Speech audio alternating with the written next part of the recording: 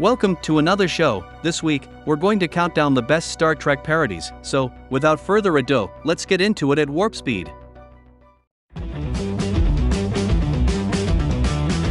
Star Trek: Lower Decks is the greatest and most affectionate parody of the franchise, but its official canon status sets it apart from other spoofs. Various TV shows and sketches, like Chewin the Fat, The Muppet Show, and The Adam and Joe Show, have successfully parodied Star Trek with humor and deep-cut references. Other parodies, such as Omer the Tourist in Star Trek and Black Mirror's USS Callister, offer unique and sometimes dark takes on Star Trek, pushing the boundaries of the franchise. Star Trek has been a cultural institution for nearly 60 years, and its place in the popular imagination has spawned all manner of spoofs and parodies. There's a long history of William Shatner impressions of varying quality, with the most notable being Jim Carrey's from In Living Color. While the jokes in those sketches, such as The Wrath of Farrakhan, haven't aged brilliantly, Carrey's impression is certainly worth checking out. Some Star Trek parodies have gone on to spawn a life of their own, with full series orders, merchandise, and a fiercely dedicated fanbase all of their own. Meanwhile, other parodies have said all they have to say about Star Trek in 5 gag-filled minutes,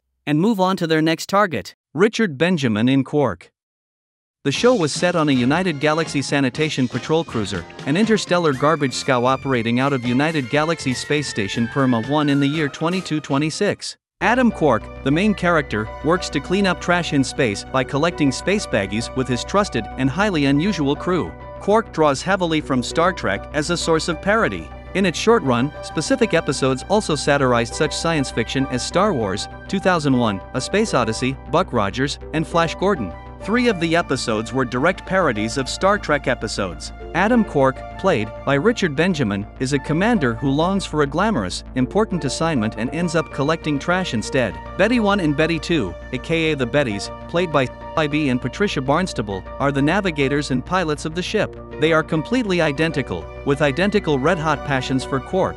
One of them is a clone of the other, but each claims the other one is the clone. Jean, played by Tim Thomerson, is a transmute, a humanoid being with a complete set of both male and female chromosomes. She serves as the ship's engineer. The gender confusion manifests in a split personality when Jean's macho male side is in control. He is gung-ho, angry, while the much more mild-mannered Jean personality is stereotypically feminine and demure.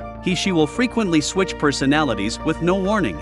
Ficus Pandorata, played by Richard Kelton, is Quark's Spock-like science officer and is a vegetan, a member of a race of sentient plant life. He is of completely human appearance, although he tends to shrivel up when he gets dehydrated. While he is extremely intelligent, observant, and always calmly rational, he is incapable of any sort of human emotion, including both fear and tact. Unfortunately, Kelton died of accidental carbon monoxide poisoning on November 27, 1978, only 7 months after the series was cancelled.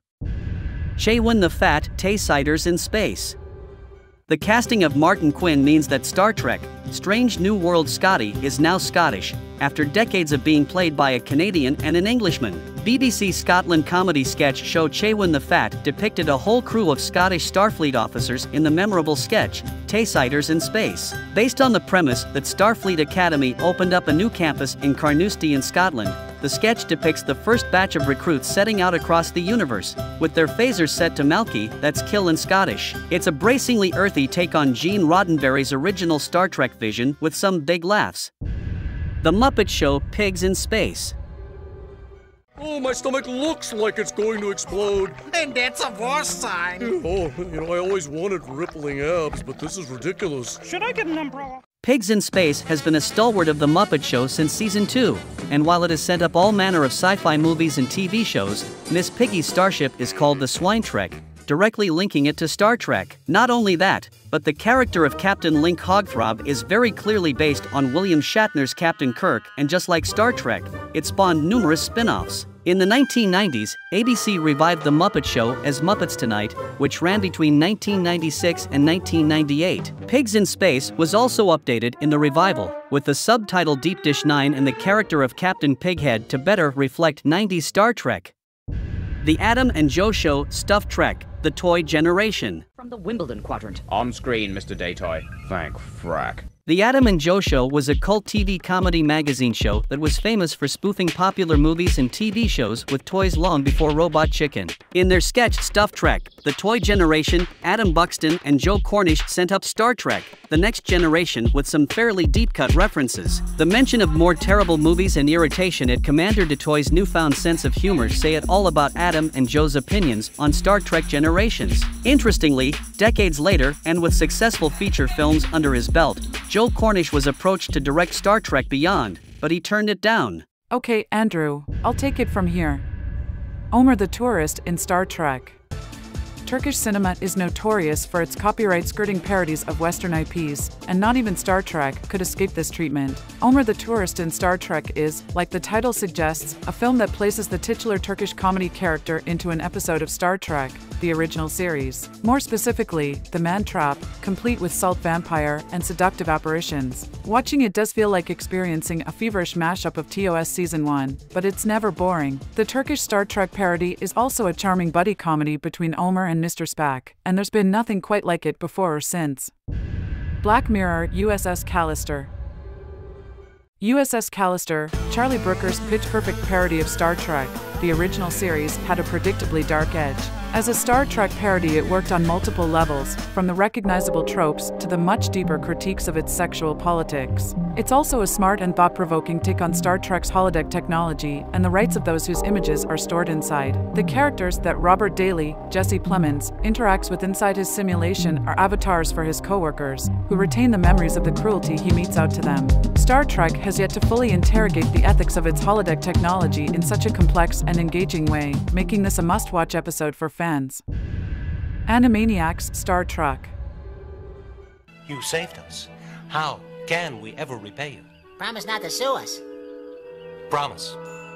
Now it's time to explore our final frontier. Animaniacs' parody of Star Trek is an absolute riot as the Warner Brothers and sister cause chaos aboard the starship from their favorite TV show. It's full of copyrights skirting names like Mr. Squat and Captain Quark, alongside typically meta references such as a nod to Ricardo Montalban and his plastic chest. There's also a hilariously blunt joke about the classic Star Trek, the original series episode City on the Edge of Forever. The parody featured some incredible impressions of William Shatner, DeForest Kelley, and Leonard Nimoy by Maurice LaMarche that perfectly capture each of their iconic. Seth MacFarlane's The Orville.